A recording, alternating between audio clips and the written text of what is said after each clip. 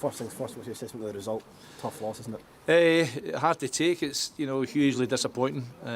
Not the first time I've done that to us, and I've got to say I've got huge respect for Peter Grant, who I've known a long time, and his teams are always hard to play against, and I know they're a little bit isolated at the bottom end of the league, but the way they are and the way they'll work at it, they'll still be a threat ongoing. So the biggest factor for the day and all the bits that happened is the end result. Losing a game at home where really I'm not saying we should have got 3 points, but we're more than capable of getting 3 today. And Queen's probably never played as good as they could in the first half, but still got 2 goals, and it was.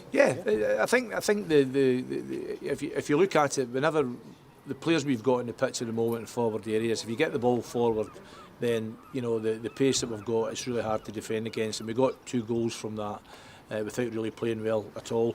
The second half we couldn't get the chance really to do that because obviously being a man down, so that affected us big time.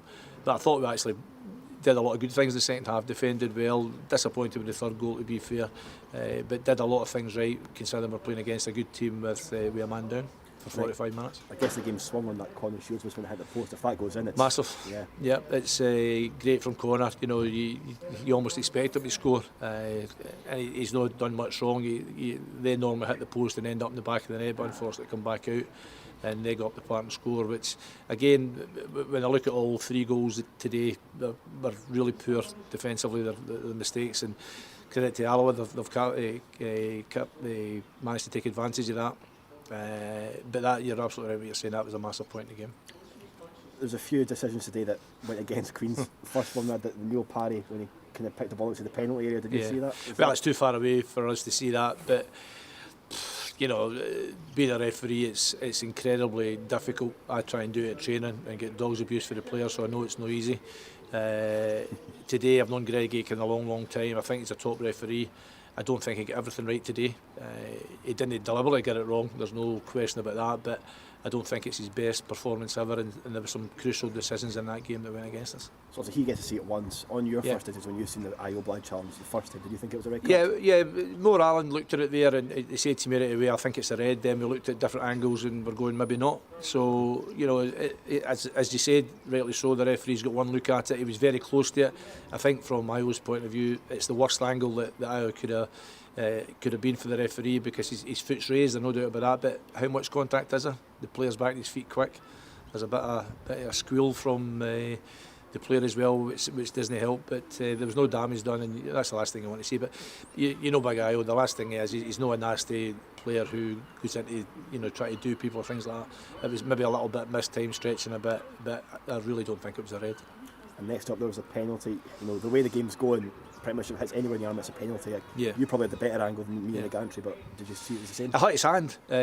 I don't know what the rules are. I really don't know what the rules are. Apparently if it's a shot and it hits his foot and goes up onto his arm, it's alright. Wally had a bad touch, which isn't like him, and it's off his foot onto his hand, and he was very quick to give that decision as well, so let's just say we were disappointed with that one as well. And then the Reece McCabe one, it looked like, I think it was Connolly was on his back and McCabe just reacted. Yeah. I think it was the lad Murray that was there, and it's a throw in for us. We're trying to get back in the game. Reece is trying to get the ball. He's just brushed off him for me. I need to see it again. The referee said he swung his elbow at him. I don't think that happened. I think it was just a rush to get going again, and I think a yellow would have maybe sufficed for both players. But again, it's what the referee sees, and I think I'm maybe kind of said enough about him, to be fair. And looking ahead, we're kind of struggling centre midfield already with likes of Pybus, Norton all out. And now Iowa suspended. Is that going to win you appeal, him and McCabe? Or? Yeah, we'll have a look at it. We need to, if we're going to appeal it, then we need to do it for the right reasons. So we'll have a look and decide if it's the right thing to do. If we think it is, then we'll do it and take it from there. I know the lads could be out for next week, and Dan's out. Joe McKee is very close to coming back to train with us. I think he'll be back with us Monday, so next Saturday maybe he's a bit close, but he'll be back in contention. We've got Kieran Dixon there as well. Calvin McGrory's done great for us in there. Naya Joseph can play in there, so we'll have enough players for next week. Don't worry about that, and good players. that must be it's not ideal, obviously, but you know, you've got those injuries in a position where you are well backed, and there is good strength and depth in that midfield position, isn't there? Yeah, there is. You know, we've kind of got that through the team. I think from January with the window, we managed to strengthen fairly well. I think that's one of the reasons we've had a good run of form.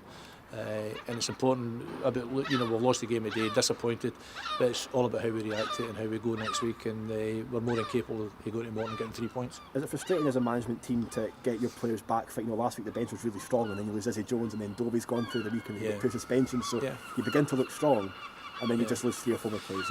It happens, you know, when you know, we've not got the biggest squad in the world. Our loans, we've got a few loans, which has made a massive difference to us. We've got some very good young players as well, so you know, we're happy with what we've got. But when everybody's fit, there's no doubt we are a really strong team. But unfortunately, that's part of football, the injuries. And just finally, how are Jones and Dobie? We know Jones had his hamstring last week. Yep, I actually spoke to him today.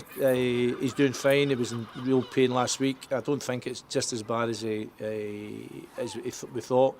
And small chance, we've kind of written him off for the season, but small chance we might get him back towards the end. If we do, that'll be a major bonus. And Stephen got a spasm in his back. I thought he did great when he came on last week. He's had a few injuries, and he just didn't make it for today. Hopefully he'll be back in training by the start or middle of next week, and we might have him for next Saturday.